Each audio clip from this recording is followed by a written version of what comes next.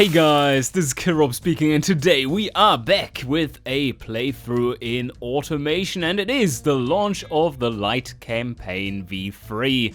This is the very first patch that was released for that Lite campaign, getting rid of a few nasty little things like data corruption, startup, and so on. But we are here to try out a playthrough of the Lite campaign v3 for the very first time.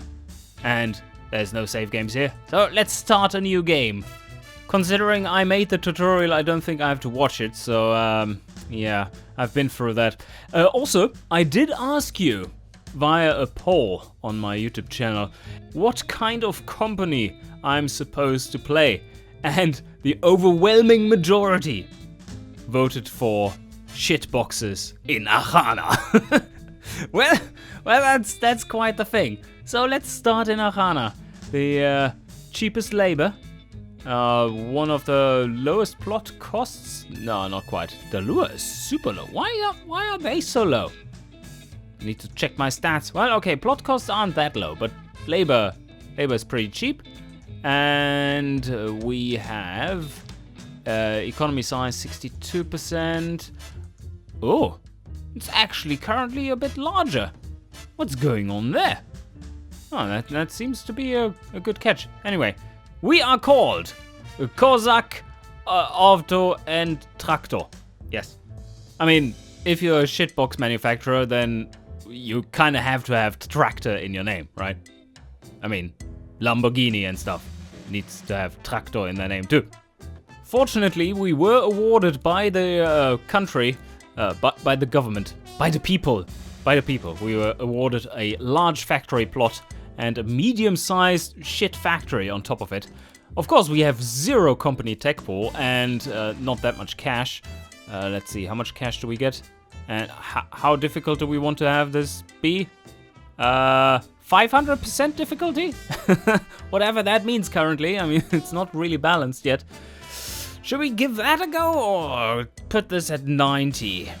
I think 90 might just be enough. 335% difficulty. Yeah, alright. So before we are entering the game, let's talk quickly about the general strategy for this playthrough. I don't think we, with the theme of it being shitboxes, we can't really go via any kind of quality route. But rather, we need to undercut the market at every turn and just push ourselves into that way. Yeah, we should have access to the lure right at the start, but they are really into super and hypercars, which don't exist at the start, but still.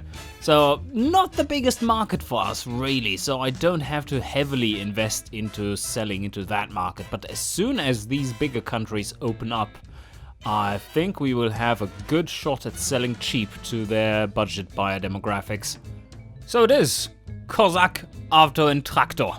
Yes, 334.8%, large, medium, and no company tech. 90% competition rating?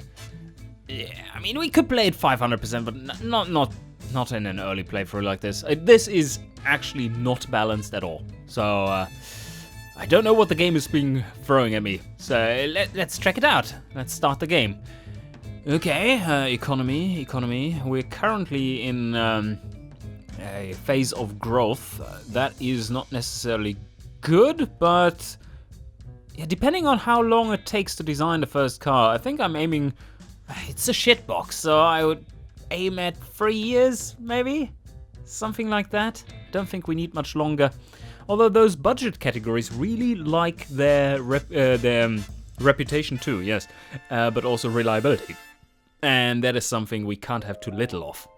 So what I think will happen is that in 3 years' time we will be in a recession, and from there things look bright.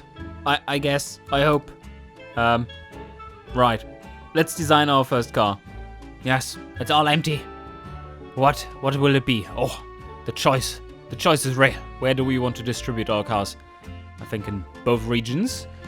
We do have a level 2 dealership network in Archana, which is not enough.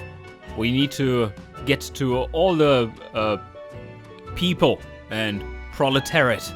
It's called, I guess. So yeah, let's modify this this model. Which one are we going to choose? A wagon? Nah. I think this one was bugged. It only had 2 seats, despite it being a wagon. And maybe this one had more seats. I think it was like switched or something. So no, I'm not going to build that. This looks like a can on wheels. That might be appropriate. But then again, I don't think I need to build a van just yet. It will be difficult enough to get the first factory up and running if it's medium-sized. So what else do we want here? Now, this one is fantastic because it has so many different variants.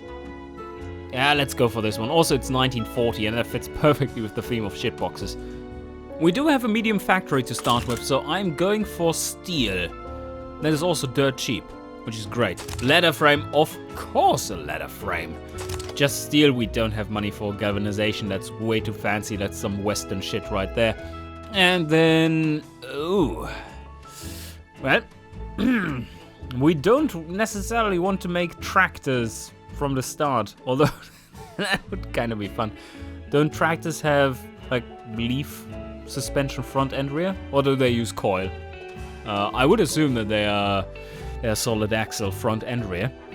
But do we really want to make off-roaders, like city off-roaders? Not necessarily. So I think I'm going to invest into that double wishbone here. That will be the most expensive component on it all. There's no way around it with ladder frame, unfortunately, unless you really want to jack up the minimum ride height, which I'm not a fan of. So let's go simple in the rear instead, the solid axle coil. Or we invest another 3 months and have semi-decent suspension. Oof, this is a kind of important decision right at the start of the game because it sets your path. But these are shitboxes. Can't really go with can't go with independent suspension front and rear in a shitbox. Get out! That is your inner Floridian coming through. We are going with solid axle coil. I think we're calling our first car the Ramona. Yes. Some name, the Kozak Ramona. That sounds about right. And now for the engine. What do we put in here? This car kind of screams inline 3, doesn't it? It's rattly. It's really rattly. So, well, that would tell me that it's a shitbox. Sounds about right? Yeah, doesn't have to be a big engine either. Let's go with 850cc. Do we really want to make it square? No, that's way too sporty. Let's go under square. Yeah, that's a lot better. Also makes it lighter. Fill factor, 25%. Oh, and now we need to decide what kind of route we want to take. So starting tech would be direct acting or pushrod. And if we go pushrod, then doing overhead cam will be easier because of the rockers. They are shared kind of tech. And in direct acting, the natural progression is to dual overhead cam. And that certainly doesn't sound like the tractor company. Oh, let's start with pushrod. Some nice, reliable pushrod engines. For the compression, aiming for 7.0 at the start. Cam profile around 25. And fuel system eco carb. Just one standard. We can output 28 horsepower. That is plenty. Yes. Going for 92. And then pretty lean. We need to be pretty lean, or rather super lean. There is no way we're going to produce any kind of sportiness with this car, so we can equally well just go for 15.0 and say, fuck you, sportiness. I'm not even going to try. That sounds like me at the Bundesjugendspiele, the kind of sports competitions back in the school, back at school. So, yes, we are going to set the RPM peak to 2,500 for some nice Nice grunt down below. And how high was this thing rev? It's tiny. So 4.5? I believe 4.5 would be good. So now let's check our engineering time. This whole thing only right now takes 7.5. 7.5 months. That is very low. So I think here we can play our cards wisely and put in some quality. And yes, +5 quality. Let's see. That is 15. That's still not bad. Let's go with this. And short cast, and none, and baffled. 24 horsepower! Oh yes, that is plenty. Now I just need to check that we have some exhaust efficiency in here. 26 horsepower! Whoa. That might be a little too low. Let's see, but we do get so much efficiency down below. That's another 0.4% just for clamping down on it. Very good. 25 horsepower versus 26 horsepower. Who really cares, right? We still have some run as well. +1 there. Now we're exactly on the edge. No warnings, so no knock. Pretty much perfect. I mean, what else could you want from a little shitbox? That is 16% efficiency. Holy. Also, the torque curve is fantastic. It's like, yeah, all the drivable torque, and then, I mean, who's ever going to accelerate in these regions? Cough, cough. Probably everyone under 30 or something. So, we have this one beautifully set up. It's a 50 caliber exhaust. That's some big guns there. Okay, here we go. This is all good. Let's run the engine. Can barely hear it.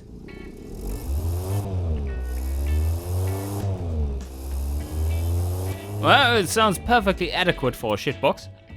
Alright, here we go with our naming system. Yes, this is the i3 6878. This is our bore stroke. And let's put the material there as well. Although, whom am I kidding? Are we ever going to use anything but cast iron? No, probably not. So no need to put the material there at all. And this is the capacity and the designation. This is the eco, and then the year this version is produced in. Okay, so let's save that and continue. Now for the first trim. 4 doors it must be, yes. Oh yeah, the design. Do I want to do design? No. For the sake of time savings and getting this Let's Play all finished up, I don't think I want to spend half an hour per car. So, no. For Killer Rob designs, I recommend the Great Engineer Terrible Driver series, which should really have been called Great Engineer, Mediocre Designer, and Mediocre Driver. But, yes. So, let's go for the 40 sedan. And then rear-wheel drive for all the sportiness. 3 gear ratios? Yeah, 2 is just too awful. Sorry. It doesn't need to be any faster than 130, I guess, but we do need some overdrive just to be more economical. And then spacing, probably in the 80s somewhere. And what do we use? Hard, long life tires. This is looking good. Let's up the rim size a bit and tire size as well. A tractor company after all. We do value good large tires. Oh, there's a mini tractor. A little too much mini tractor. Alright, so here we go. Oh, this nope. Those wheels are too large. 135 is max. Look at that, they are massive. But 100 profile, so it's still crap. But yeah, that's fine. We can fit some decent brakes on this thing. Do we even need that much brakes? No, that means I can make the wheels smaller. Let's start out with 275s. Does this look reasonable? I mean, yeah, there's this bug of the drum brakes coming through the wheels, but I don't care. It's fine. Probably we want to have the brakes down here at 35-ish, 30 for optimal drivability, and then... Ooh, where do we put the brakes? This is a lightweight car after all.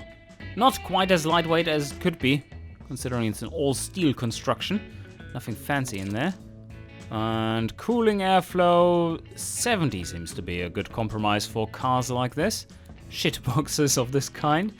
And what do we want to put in here? 5 seats. That is rather crammed, comrade. Fortunately, they are not... The buyers of this vehicle tend to not be fat whatsoever. Rather lean, they are. The choice for interior is pretty straightforward as well. Just get them the lowest possible. And... safety. Absolutely none. Who needs safety? Look at these ridiculous engineering times. Oh, and look at these ridiculously high competitive numbers. But it's 7.5% affordability. Yeah, we are really the cheapest on the block. Fun budget. It's so much fun. Vehicles by Kozak Traktor and Auto. Yes. Oh my god, this is the setup for a Le Mans car. You, my engineers, let's tone that one down a bit, shall we? I do have some issues though. Bottoming out 4.4%. Ouchies. That means we do need more stiffness. And not in the front, but only in the rear. Yeah. Oh, we even get a touch of sportiness that way. And we still have to drop this one down. This is unacceptable steering behavior. Looks like we have to drop this by 1. Or maybe 2 even. That destroys our sportiness rating though. It does have drivability. Can we... this one drops at 2, but is this enough? I mean, this gets rid of all kinds of sportiness penalties. Let's have a look at the markets first. Holy shit! Okay! Okay! This is a good car. How many seats did we have in here? That's with 5 seats. And 4 seats, they don't care. It's fine. They just want a cheap car, alright? Oh, our brake setup was pretty decent to start with. I haven't tuned that yet, so let's do that. This is looking excellent. Can even up the size there slightly. Oh no, that made sportiness worse. A bit more tuning here, and I think I found the perfect suspension setup. Well, as perfect as it gets in a little shitbox. So this one has, yeah, reasonable ride height. This doesn't look too terrible. The wheels are small, as they should be. Pretty large rims, but then again, they are tiny in size. That makes sense. And the graphs are just looking like this is proper sporty. And the scores. Holy shit, this is amazing. Family is still scoring... only 87. Okay. And this one 107. Family budget. Yeah, they don't care. Okay, so now this is with 5 seats. Now let's make a 2-seater version as well. And now I have to decide on some kind of naming. Let's call it S for sedan, 5 for how many seats it has, and B for what category it is in budget. But then again, aren't all our cars kind of budget? I don't know if we're ever going to make anything like a premium car. But okay, let's go with S5B. A little odd here with the setup of the suspension, but it is required to have that stiff rear suspension because as soon as anyone sits down in it, the rear gets weighed down and that lowers the frequency. And then you don't want to have it that soft that it A, bottoms out, and B, induces vomiting in the rear seats. And that is something unfortunate that tended to happen, especially in older cars. So yeah, let's not do that. But this is just so beautiful. So let's exit out of here and create a few variants. I think we can do it this way instead. So sedan.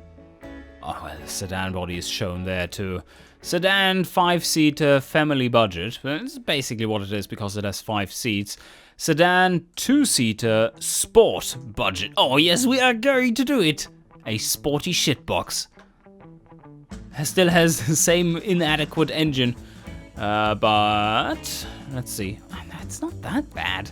It's not that bad. We are going to only put 2 seats into this one. There we go. And that skyrockets the sportiness by 0.1 to 2.5. Crazy. I think this one is getting medium compound tires. Holy shit, the technology is real. And wider too.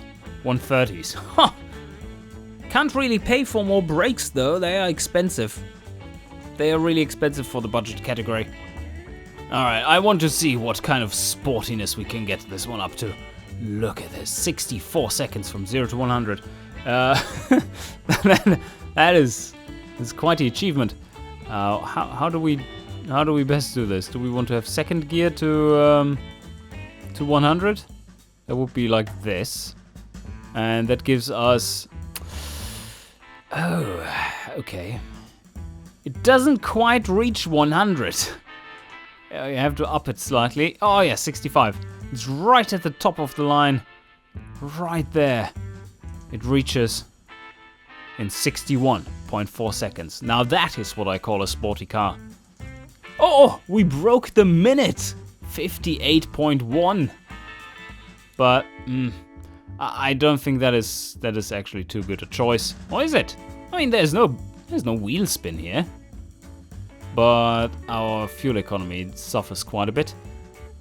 But then again, it's our sports car, so let's switch over to the... Does this have a coupe? Oh, we do have a convertible. We do have a 2-door sedan. Do we want to switch to this one instead? Or maybe the convertible, because this is our fun vehicle. On the other hand, convertibles are heavier, and thus it will be even slower. Oh no. Oh no. Please. Oh no, we're not reaching 100 anymore.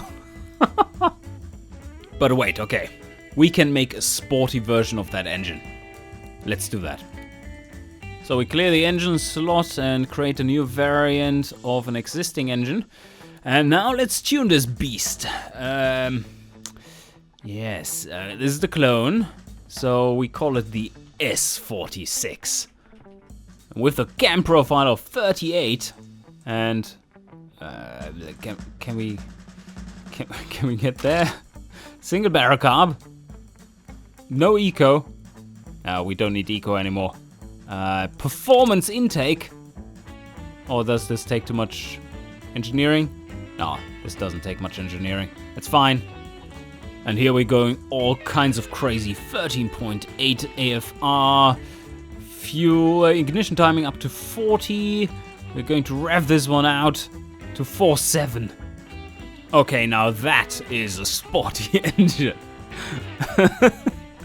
It's still reasonably efficient. It's not too dissimilar to the other one, so I think we should be fine with engineering time. 33 horsepower.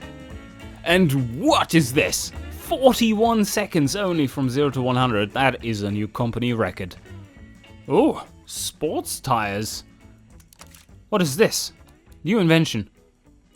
It actually lowers the stats because we have to retune to be a bit more sporty again.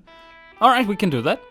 Oh, and now for the suspension tuning. There should be something in this one, because we can now just go to maximum drivability instead. Oh, but low comfort penalties. That kills the comfort, of course. This is a pretty good setup for what we are after. Need to get rid of the bottoming out, of course, and then get the highest possible drivability modifier with a very reasonable comfort as well as sportiness multiplier. So that's all good. This is looking nice, and of course in here everything is budget, but here we go. Just a 2-seater. Do we want it to be a 2-seater? This is way too sporty. Oh, this is perfect. This will be perfect. This is doubling up as... Oh, and it's just 650 kilograms. Despite it being a convertible. That's amazing. Brakes, who really needs brakes? But on the other hand, we can pull up the rear slightly. Yeah, that's looking good. 48 meters from 100 to 0. How did you even get there in the first place to 100? On these roads, are you kidding me? Oh, it is the ultimate sports car. And convertible sports car. All kinds of penalties. For the soft top, for low prestige, yeah, no shit. Low comfort as well. We don't care. This is a perfect car. Just wait until you see how cheap we will produce it. And that brings me to, like, we haven't done any of that yet. Let's put this one in here. This is a sport budget. Sport convertible budget. But the convertible is in the C. As that is the body type. Convertible. Alright. Oh, well, that would be coupe as well. Double naming. Damn it. Now we also need a city car, maybe? Although they are very, very similar. Let's clone one extra. We have a medium factory, so why not? For this one, I'm going for the higher drivability and just disregard the sportiness. I've got to drop the seat count to 4. We had almost 200 competitiveness there. And this is looking decent. Alright. Let's have a quick overview of these stats. They should be pretty similar for all the cars. So, bottom end is the one that is taking the longest time on the engine side. Fuel system, it's all good. We could invest a little bit more into the exhaust because of how insignificant it is compared to the other vectors. And here, this is perfect. Drivetrain, wheels and brakes is pretty high at almost 20, but safety isn't too bad. Interior, yeah, no, this is all good. It's all good. This should be quick to engineer. So off we go. Factories, let's select the factory, a medium-sized factory, yes, and modify it. So it is in Archana. We need steel presses, ouch, that's expensive, 53 million. And we have, no, we just can't upgrade the factory to a larger size. That will have to wait. Automation levels. Let's see, how dirt cheap can we make this? But first of all, let's reduce the QA threshold to 0. QA is not a thing that our tractor business does. That is just not. And worker, I mean, come on, comrade. It's for the good of the people. So now I'm just a little worried about the tooling costs overall, but we need to get below $10 per production unit. That should be absolutely fantastic to undercut everyone in the world. This is at automation level 52. That's pretty good. 91 million. It's a lot, but we're going to produce a lot of vehicles, and the production costs are ridiculously low for these. Just $800 in labor. That's awesome. All right. So yes, sign off this factory and head over to engineering. Oh, holy shit. We're already at 290 and 323.7. This will go up a little bit more, I hope. It's a little low. It's just a little low. Pressure. Gotta work faster. And funding. We give them all the funds for now. This is the first thing we invest into. We do want to be quick. This is an opportunity cost after all. Process. Ooh. Yeah, I mean, labor costs are so low that the material costs actually are a pretty large proportion of the overall sales, or the sales price. This is 37 months. I don't really want to go down on reliability with these because of us selling to the budget demographics. But also I don't want to go down in tooling because that ups the production units too much. 55 tooling. Should we go with 40 months? I think that should be reasonable. Yeah, okay, let's limit it there. This will make them even cheaper. So these should be the new numbers now. Let's head out again and let's look at that. Yeah, I don't know if they changed, but it's looking good. Let's continue on to the engine. Let's engineer this one. So this is all done. We select our medium-sized factory and set it up. Here we go, medium size. This should be super quick to produce these engines. 1,000 engines. Yeah, that's a lot. 1,000, so 2,000 engines per month. And that is at exactly 0 automation. I think here we can get away with making it cheaper. Probably don't need that much. I mean, doesn't make much of a difference here. It's like, oh yeah, $150 or $120, and the difference is like $20 million in factory costs. We have to adopt our price strategy here too, though. I mean, within our company, no unions are allowed. You get kicked out if you're part of a union. The cost per production unit is at 8.5. That is ridiculously low. Engineering now, ooh, 49. Okay, can we get this down? Invest all the money into this, okay. Tooling not so needed. Let's drop this down and then add reliability for the engine. There we go, 39.7 months. That is looking perfect. Now, let's head over to the dreaded screen. Holy shit, this is green. Okay. Alright, this is looking good, guys. This is looking good. What the fuck? This is so cheap to produce. Below $4,000. That's modern money, by the way. It's not inflation adjusted, so that's crazy cheap. I think we can leave it at this. Our base payback time frame is at 5 years, but we are going to pay it back already after 1 year, if our calculations are correct. So there we go. This is our setup. Factory setup time here is 8 months, there's 6 months, and we have a total cost of 254 million. It's a big investment, but we have that money. So, let's get rolling. 40 months, ready. Yes, and that allows us to even invest a wee bit into getting a higher dealership network. Oh no, I can't stem the costs. We have about 100 million left over, and so let me go like this. 18 million there, and then I don't want to go higher there. These are the only 2 regions we currently have. Do I want to do some marketing?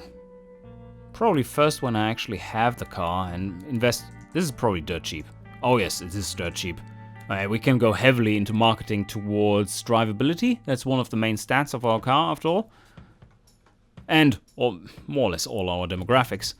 But now, let's accelerate time and see what it does. Okay, we're getting closer. The factories have started their tooling. Ouch, yeah, this hurts. This hurts financially, but we're almost there. Another month tick. And now the first month of sales. Boom. Oh, wow. First month, 7 million in profit. Second month, 12 million. Holy. Okay. Now that is what I call a successful launch. So now it is time to invest into some marketing, I guess. Just push even higher margins then, because everyone wants the cars even more. I think just marketing towards drivability should be enough. 60k a month. Yeah, it's not too bad. We can do the same here. Maybe for 12k a month. It's a much smaller market after all. And with this going so well, I think this is the perfect spot to end this first episode. This has been a fantastic start in Archana. And I hope you enjoyed, and see you guys next time.